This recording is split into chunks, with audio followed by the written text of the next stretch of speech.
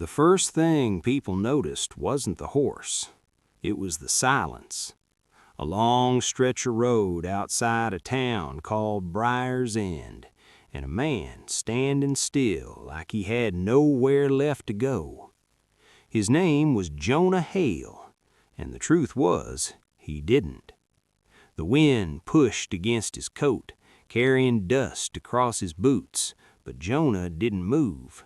His eyes stayed locked on the town ahead, small, quiet, almost forgotten, but not to him, never to him. He swallowed hard, adjusting the worn leather strap of his saddle. "Guess it's time," he muttered. The horse shifted beneath him, uneasy, like it knew. Jonah hadn't set foot in Briar's End for 12 years. 12 years since the night everything broke, and tonight he was walking back into it. Back then, Briar's End wasn't quiet. It was alive. Music spilling out of open doors, lanterns glowing late into the night, people laughing like the world couldn't touch 'em. And at the center of it all was a girl named Clara Whitlock.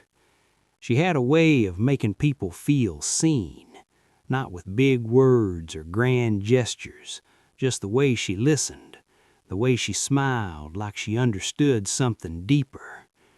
Jonah never planned to stay in that town. He was the kind of man who kept moving, one place to the next, no roots, no ties. But Clara, she changed that. Not all at once, just little things, like how she'd wait for him outside the stables with 2 cups of coffee, even when he never asked, or how she'd talk about the future like it was something you could actually build, not just something that happened to you. "You ever think about staying?" she asked him once, sitting on the edge of the wooden fence as the sun dipped low. Jonah didn't answer right away. He wasn't used to questions like that. "I don't stay anywhere," he said finally.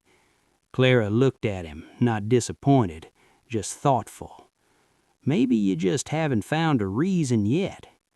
Jonah let out a quiet breath. Maybe she was right, because a few nights later, under a sky full of stars, he made a promise he never thought he would. "I'll stay," he told her. Clara smiled. Not big, not loud, just real. And for the first time in his life, Jonah believed his own words. But promises don't mean much when fear gets involved. And fear came fast. It started with a man named Carter Boone. He rode into town like he owned it, brought trouble with him, quiet at first, then louder with every passing day. Jonah saw it coming. He always did. That's why he planned to leave. Just for a little while, he told himself, just long enough to avoid the storm. "I'll be back before anything happens," he said to Clara, standing outside her door, avoiding her eyes. She didn't argue. That was the worst part. She just nodded slowly. "Okay," she said, but her voice didn't believe him. Jonah noticed. He just didn't stop.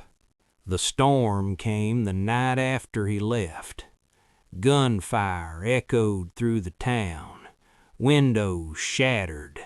People ran.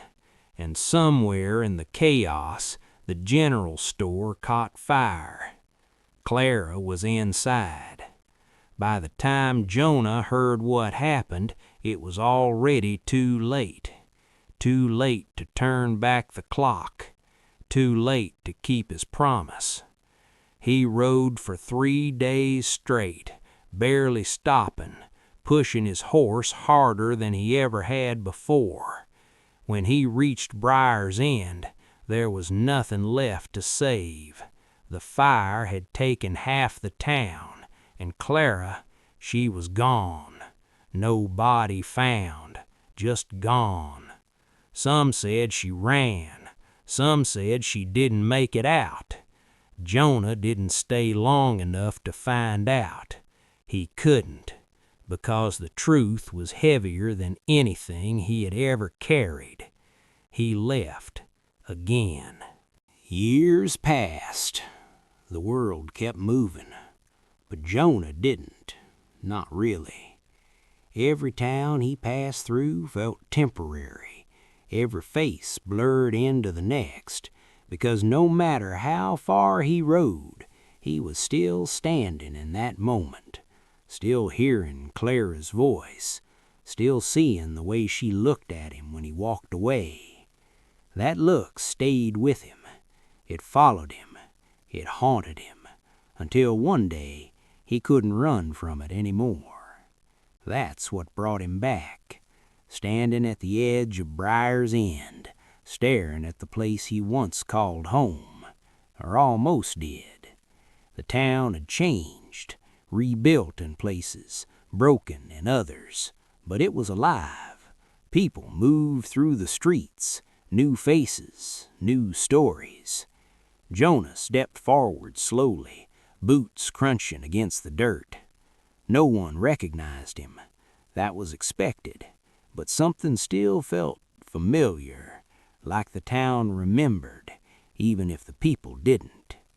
He walked past the old saloon, now patched up but quieter than before, past the blacksmith shop, where the sound of hammering echoed into the air, and then he stopped. The general store, rebuilt, standing right where it used to be. Jonah's chest tightened. For a moment he couldn't breathe. He hadn't expected that. Slowly he stepped closer. The door creaked as he pushed it open. A bell rang softly overhead, and inside everything went still. A woman stood behind the counter, her back turned, arranging jars along a wooden shelf. Jonah froze. Something about the way she moved. Familiar. Too familiar. The woman turned, and time stopped. Clara. Older, yes, stronger in ways life forces you to be. But it was her. Alive. Jonah's breath caught in his throat. He started, but the words didn't come. Clara looked at him, really looked, and for a moment, nothing, just silence stretching between them. Then she spoke. "You look like you've been lost a long time." Jonah swallowed hard. "I thought you were gone." Clara's expression didn't change. A lot of people did. The air felt heavier now, like the past had walked in right behind him. "I came back," Jonah said, his voice quieter than he expected. "I should have come back sooner." Clara nodded slightly. "Yes," she said, "no anger, no shouting, just truth. And somehow that hurt more." "I didn't stay," Jonah admitted. "I told myself I'd be back before anything happened, but that wasn't the promise, was it?" Clara leaned against the counter, watching him. "And now?" she asked. Jonah let out a slow breath. "Now I know leaving doesn't protect anything. It just guarantees you lose it." The words hung in the air, heavy, real. Clara studied him for a long moment. "You don't get those years back," she said. "I know. You don't get to pretend it didn't happen. I'm not trying to." Silence again, but different this time, less sharp, more honest. Jonah glanced around the store. "You rebuilt it," he said. Clara followed his gaze. "Someone had to," she replied.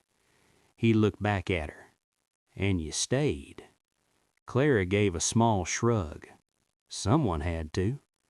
Jonah nodded slowly. That word again. Had to. Not wanted to.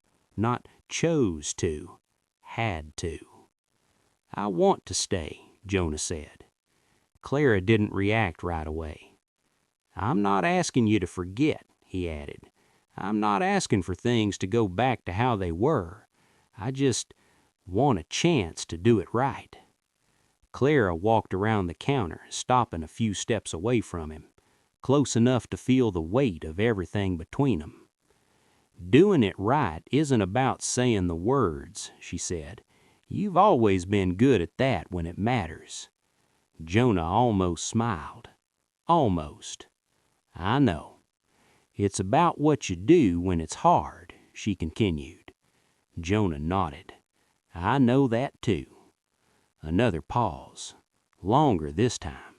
Then Clara stepped past him, heading toward the door. She pushed it open, letting the evening light spill into the room. Jonah turned to follow her. Outside, the town moved like it always had. People talking, horses passing, life continuing. Clara looked out at it all. "This place didn't wait for you," she said. "I know. It didn't stop. I know." She glanced back at him. "But it didn't forget either." Jonah met her eyes. "I didn't expect it to." Clara studied him for one last moment. Then she nodded toward the street. "Then stay," she said. Not warmly, not coldly, just honestly. "Not for me," she added. "Not for what we used to be." Jonah listened carefully. "Stay because you mean it this time." He nodded. "I do." Clara held his gaze for a second longer. Then she stepped back inside and left the door open. Jonah stood there, the sound of the town filling the silence around him. For the first time in years, he didn't feel like running. He stepped forward. Not fast, not dramatic, just steady. Because some promises don't change anything when you say 'em. They only matter when you finally decide to live 'em.